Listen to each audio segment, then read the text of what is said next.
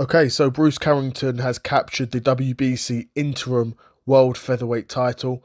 Of course, last night boxing against Mateus Hayter, undefeated featherweight in his own right.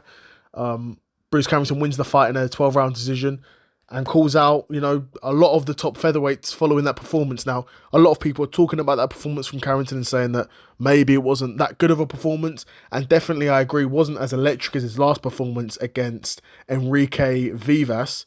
Yeah, Enrique Vivas, where he stopped him in the third round.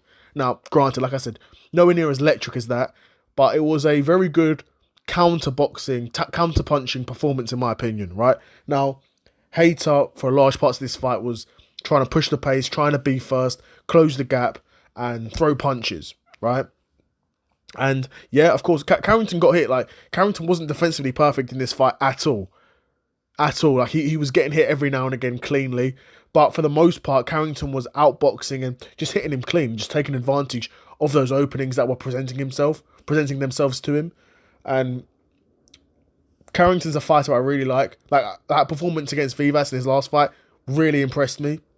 Of course, Vivas and Hayter, these aren't two super high-level guys, and there are much tougher tests in the featherweight division. Much tougher tests that he actually calls out, which I kind of liked from him, but after that performance against Hayter, despite it being a win, despite it being a good counter-punching performance, I see it and I'm like, well, you're getting hit clean by Hayter. There are boxers that are far better than Hayter at the top of this division that if they land clean on you, it's going to be more of a problem, right? That being said, Carrington's no pillow hands puncher either.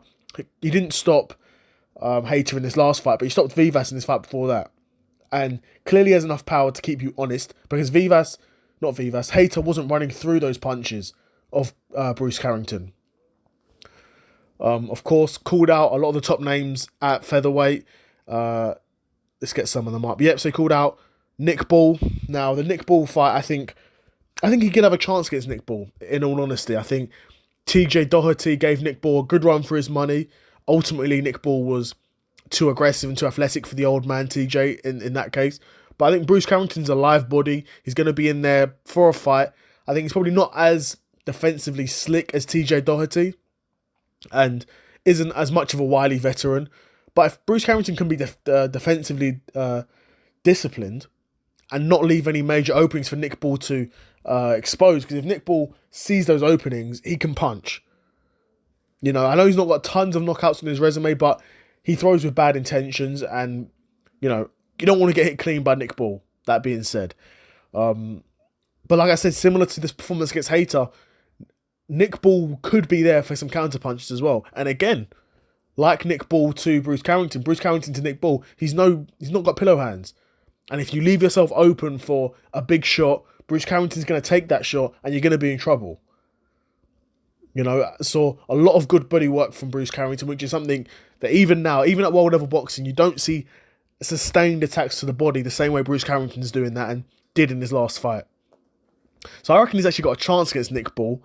But against the other top names in the division, I don't fancy him so much. I guess he's got a chance against Rafael Espinoza, of course. He's got a chance. But I think Rafael Espinoza's touch a level ahead of him at this point. Same with Stephen Fulton. I think Stephen Fulton would outbox him pretty comprehensively, if I'm being honest. The sort of traps that you need to set and sort of traps you need to lay for a guy like Bruce Carrington to potentially be successful, like we saw in the fight against Hayter, I don't think Stephen Fulton is going to fall for those traps. Stephen Fulton's an even more higher IQ boxer than Bruce Carrington, in my opinion, and he's the sort of fighter that sets those traps. He's not the sort of fighter that falls into those traps. Right, but again, of course, Bruce Carrington's still early in his career. He's only 16-0 now. Just now claimed the interim title. So, no doubt, within the next couple of fights, he's going to be looking at a world title fight for sure. And the featherweight division's got a lot of talent at the moment. So I'd be curious to know what you guys think of Bruce Carrington. Where you think he sort of will wind up in the featherweight rankings. Do you think his next fight will be for a world title? Do you think he can beat any of those current world champions that I listed? I'd be curious to know what you guys think in the comments below. But yeah, another episode of the Seth Solo Side Quest in the bag, and I'm out. Peace.